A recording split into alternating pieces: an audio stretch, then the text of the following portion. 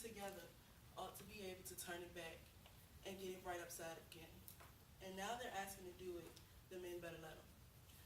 Which basically says that it shows that she's a feminist, and basically, she basically wants everyone to know that, you know, women should be equal to men as well. Not just like economically or in that type of view, but also intellectually. So I'm going to give you a short introduction about her. Her real name is Isabel Bumfrey, but we call her Sojourner Truth, as we learn in the history books.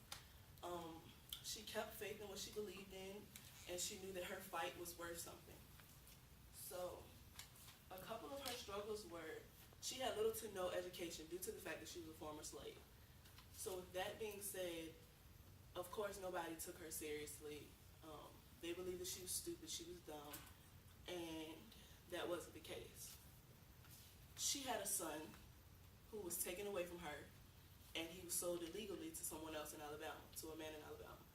So what she did with that was, she didn't let that stop her, and because she didn't have education or because she couldn't read or write, she didn't let that stop her from saying, well, you know, this is my child and I want my child to be with me. So what she did was she went to court and she fought the case, and she ended up with the legal rights to her son. And that made her the first African American woman to be able to do this in history. So I have this acronym, and I hope all of y'all can see it. It spells out truth. And truth the T stands for taking, real, understanding, to heart. Because without real understanding, you won't actually process what's really going on. Because what would you do if you were in her shoes? Can anyone tell me?